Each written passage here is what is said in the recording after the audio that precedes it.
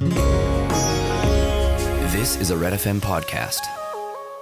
TransLink ਤੋਂ ਸਾਡੇ ਨਾਲ ਅੱਜ ਜੈਫ ਬਸਬੀ ਜਿਹੜੇ ਪ੍ਰੋਜੈਕਟ ਡਾਇਰੈਕਟਰ ਨੇ Surrey-Langley SkyTrain ਦੇ ਉਹ ਸ਼ਾਮਲ ਹੋ ਰਹੇ ਹਨ ਔਰ ਉਹ ਡਾਇਰੈਕਟਰ ਨੇ ਇਨਫਰਾਸਟ੍ਰਕਚਰ ਪ੍ਰੋਗਰਾਮ ਦੇ ਸੀਨੀਅਰ ਮੈਨੇਜਰ ਹਨ ਪ੍ਰੋਜੈਕਟ ਡਿਵੈਲਪਮੈਂਟ ਦੇ ਤੇ ਨੈਟਵਰਕ ਮੈਨੇਜਮੈਂਟ ਦੇ ਅਤੇ ਇਨਫਰਾਸਟ੍ਰਕਚਰ ਦੀ ਪਲੈਨਿੰਗ ਦੇ ਸੀਨੀਅਰ ਮੈਨੇਜਰ ਹਨ Jeff ਬਸਬੀ Mr. Busby, good morning. Hi, good morning. Thanks for having me on. Thank you very much. So how's Surrey-Langley SkyTrain Project coming along? It's coming along very well.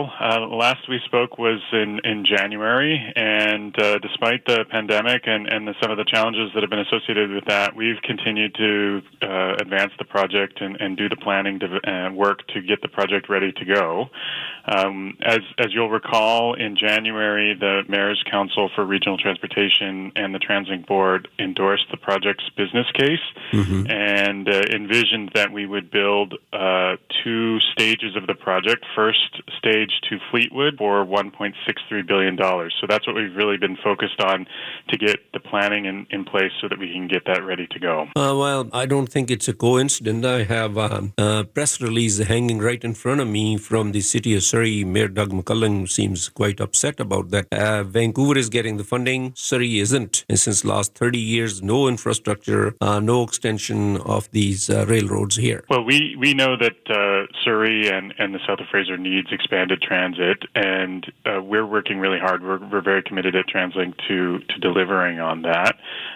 What we've got underway now, and what we're excited to be sharing with you and your listeners, is the updated designs for the project, and we've got an engagement underway to collect information on the design and also the plans for construction, how we can do that construction in a way that keeps its impacts to the minimum. What worries the most of the Surrey residents is that even if your planning and your work continues, but funds don't come from the BC government, then I think all your work is futile. Well, we do need the support of both the provincial and federal governments to move forward with the project, and we're working very closely with them. We've delivered to them a business case. They're working through that business case review, and we're hoping to have news from them soon on the go-ahead so that we can start implementing the project. The reality is that we've heard strong support from Surrey residents, and certainly you saw the strong support from the mayors for the project at the regional level. We're also hearing strong support for the project at the provincial and federal levels.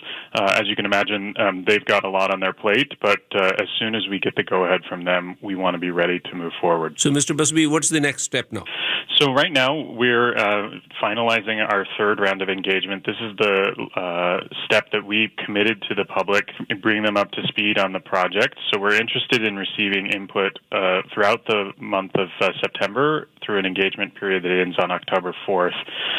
What we're looking for is feedback on the design. That we've got an updated design that people should take a look at, feedback on our environmental review, and specifically we've got questions around our construction management plan. So how can we keep residents and businesses and commuters apprised of the project during construction? Well, can you start the construction even without the funds from the provincial government, or are you in a position to continue? Well, we need the support of the provincial and federal governments to move into the construction phase. The work we're doing now is making sure that we're absolutely ready as soon as they can give us the go-ahead. And as I said, I think there is strong support at all levels of government for this project and for rapid transit expansion generally south of Fraser. And so we want to be ready as soon as they give us the go-ahead. So what are your plans for the public engagement? So our public engagement has had to change a little bit, obviously, to adapt to the restrictions under the pandemic. We've got lots of information on the project website at Surrey-Langley SkyTrain.com.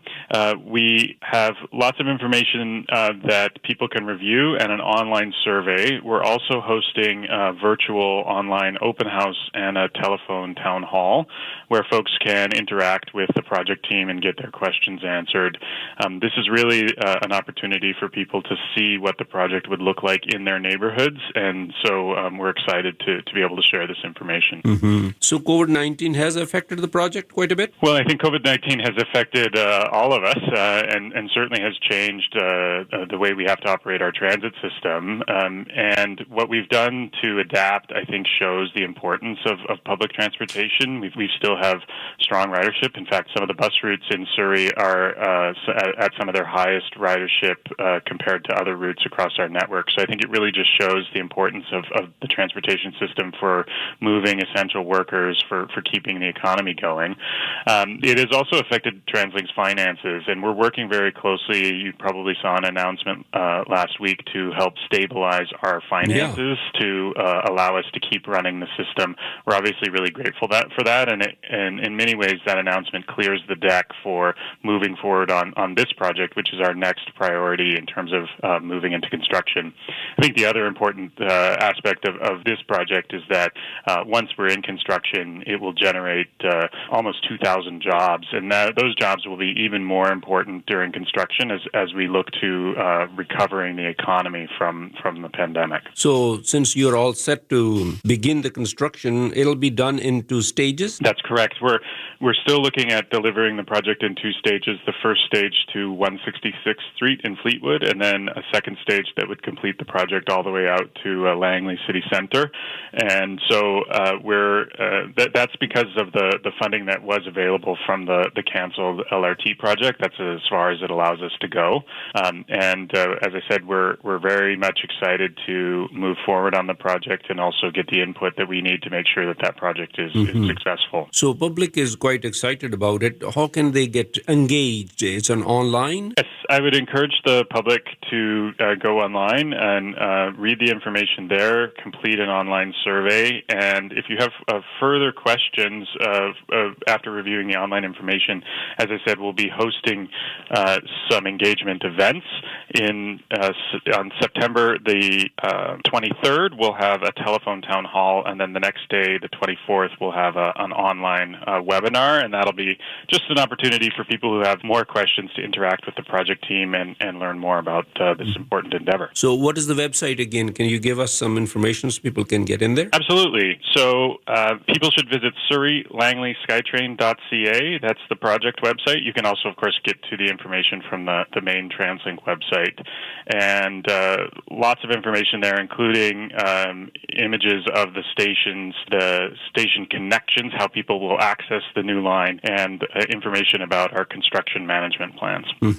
Mr. Busby, anything you'd like to say in closing? I appreciate the opportunity to give your listeners an update on this important project, and we're looking forward to moving it into its next stage just as soon as we can get through those final approvals. Thanks again. Thank you very much. I really appreciate your time.